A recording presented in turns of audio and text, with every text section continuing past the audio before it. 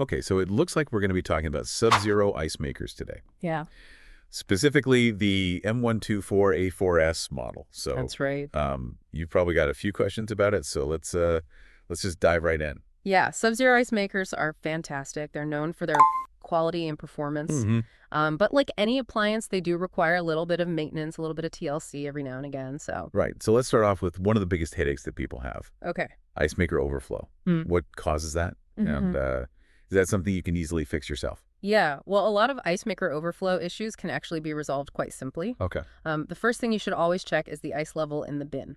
Oh, okay. If the bin is full, the ice maker can't dispense any more ice, and that can lead to an overflow. So too much ice can be a bad thing. Exactly. It sounds obvious, but often it's overlooked. Just make sure to empty that ice bin regularly, Right. and that'll prevent buildup now, if that's not the issue. You might be dealing with something a little more technical. Okay, like what? So Sub-Zero ice makers have a water fill valve, and that controls the flow of water into the ice mold. Okay. If this valve malfunctions or gets stuck, it can lead to too much water entering the system, and that's going to cause an overflow. So it's like leaving the faucet running. Pretty much. Yeah. Now, before you go calling a technician, there is a simple trick you can try. Oh, really? Sometimes that water fill valve just needs a little nudge to get back on track. Interesting. What do you recommend?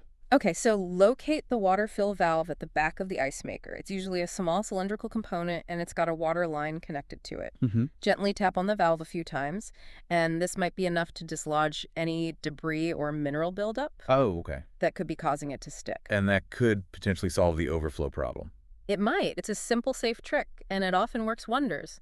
If the overflow continues, then it's time to consider calling a qualified technician. Okay, great. So we've covered what to do if the ice maker overflows, but what about the opposite problem? What if it's not making enough ice or even any ice at all? Yeah, that's another common issue we see. And again, there are a few things you can check yourself before you call for help. Okay. First, make sure that the ice maker is actually switched on. All right. You'd be surprised how often that's the problem. Yeah, I can imagine. Next, you want to check the freezer temperature. Okay. It needs to be cold enough for ice to form properly. Hmm. Ideally, your freezer should be set to 0 degrees Fahrenheit or below. Okay. If it's warmer than that, adjust the thermostat and give the ice maker some time to catch up. Wow. I never knew that the freezer temperature could have such an impact on the ice production. It can. Anything else I should be aware of? Absolutely. So the water supply line that feeds the ice maker is also crucial. Okay. Make sure that the valve connected to this line is fully open, allowing water to flow freely. So it's all about making sure the ice maker is getting the water it needs. Exactly. Sometimes the simplest solutions are the most effective. Now, speaking of water, does the type of water that I use affect my ice maker's performance? That's a great question, actually. Using hard water with high mineral content can lead to problems over time. Oh, really? Yeah, as minerals build up inside the ice maker, they can clog those water lines and even affect the taste of your ice. That's not good. So what's the solution to that? If you've got hard water, consider using a water filter specifically designed for refrigerators. Okay. This will remove impurities and prevent mineral buildup, keep your ice maker running smoothly, Yeah. and your ice tasting great. Awesome. Okay, so let's say I've checked everything and my ice maker's still giving me problems. All right. Is there anything else I can try before I call a professional? You can try resetting the ice maker. This Right. can often clear up any minor glitches and get it back on track. Okay. The process may vary slightly depending on your model, Mm-hmm. but it usually involves finding a reset button, sometimes hidden behind a cover, Right. and pressing it for a few seconds. Sounds easy enough. It is, you can usually find specific instructions for resetting your particular model in the owner's manual. Perfect. So we've covered a lot of ground already. We've talked about dealing with overflows, insufficient ice production, the importance of the freezer temperature and water supply. Mm-hmm. But I want to hear from you about preventative maintenance. Oh, preventative maintenance is key. Right. Regular maintenance can truly extend the life of your Sub-Zero ice maker and prevent a lot of common problems from cropping up. I completely agree. So what are your top recommendations? Well, cleaning is key. Aim to clean your ice maker thoroughly, at least twice a year. Okay. Empty the ice bin, completely wash it with warm, soapy water, Mm-hmm. and make sure it's totally dry before you put it back in the freezer. Okay, what about the ice maker itself? You can use a soft cloth dampened with warm water to wipe down the exterior surfaces of the ice maker. Okay. And just be sure to unplug the refrigerator before you start cleaning. Right. Safety first. Exactly. Now, what about those mineral deposits that we talked about earlier? Yeah, if you have hard water, you might notice mineral buildup on the components over time. Right. To tackle this, mix a solution of equal parts white vinegar and water, Okay. and use this to gently clean the affected areas, being careful not to damage any delicate parts. Right. Rinse thoroughly with clean water afterwards. So vinegar to the rescue. Again, it's a miracle worker. It is. It's fantastic for so many things. And just remember, if you're ever unsure about a cleaning method or have concerns about a specific part, Right. consult your owner's manual or reach out to a qualified technician for guidance. Excellent advice. Now, before we wrap up this part of our deep dive, is there anything else you'd like to add about preventative maintenance? Just one more thing. Pay attention to any unusual noises coming from your ice maker. Okay. Now, while some sounds are normal during operation, any grinding, screeching, or loud humming could be a sign of a potential problem. Right. So it's best to address these early on before they turn into something more serious. It's all about listening to your appliance and kind of recognizing those warning signs. Exactly. A little attentiveness can go a long way. This has been incredibly informative. Forget it. We've tackled overflows, low ice production, the importance of water quality, and temperature. Yeah. And we even delved into the world of preventative maintenance. So what would you say is the most important takeaway for our listeners? I think the key message here is that a lot of common ice maker problems can be solved with some simple troubleshooting and preventative care. Right. So by following these tips, you can ensure that your Sub-Zero ice maker continues to provide you with delicious, crystal clear ice for years to come. I love that it's all about empowering ourselves as consumers to take care of our appliances. Absolutely. And extend their lifespan. Now, you ready to move on to some more specialized issues? Yeah, let's do it. All right, stay tuned for more in part 2 of our deep dive. Okay, so we're back. We are. And ready to dive a little deeper into Sub-Zero ice maker maintenance. Now, you mentioned earlier that sometimes you do have to call on the professionals. Yeah. When would you say somebody should consider doing that? That's a good question. While many issues can be resolved with some simple DIY fixes, Right. there are definitely times when it's best to call in the experts.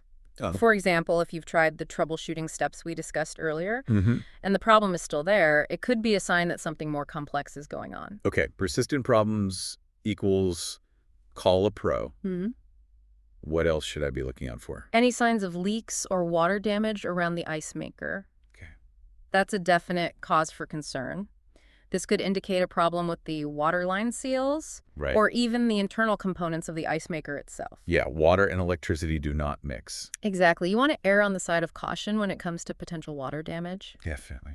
Another situation where you'd want to call a technician is if you notice strange noises coming from the ice maker. Okay. That persist even after you've cleaned and reset it. So if that grinding or screeching sound isn't going away, it's time to get some help. Exactly. Those noises could be a sign of a problem with the motor gearbox or other internal components, and attempting to fix these yourself could actually cause more damage and end up costing you more money. Yeah, I'd rather not risk it. So let's talk about cost. Okay. Repairing a high-end appliance like a Sub-Zero can be intimidating. Sure. What are some of the factors that influence the cost? And are there any ways to minimize those expenses? Yeah, it's a valid concern. The cost can vary depending on the problem, the availability of parts and labor rates in your area. However, there are things you can do to control those costs. Like what? Well, firstly, regular preventative maintenance is key. Okay. By addressing small issues early, you can stop them from becoming big, expensive problems. So that vinegar and water solution could actually end up saving me money. Exactly. Keeping your ice maker clean and free of mineral buildup can really help extend its lifespan and reduce the need for costly repairs later on. That's good to know. What else? When you need a technician, choose a reputable company with experienced technicians who specialize in Sub-Zero appliances. Why is that so important? Well, these appliances are known for their sophisticated engineering and unique designs.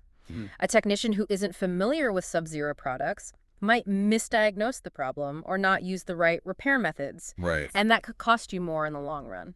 So do your research find a company that really knows their Sub-Zeros? Exactly. Ask for recommendations, read online reviews, and ask the technician about their experience with Sub-Zero appliances before you hire them. Great advice.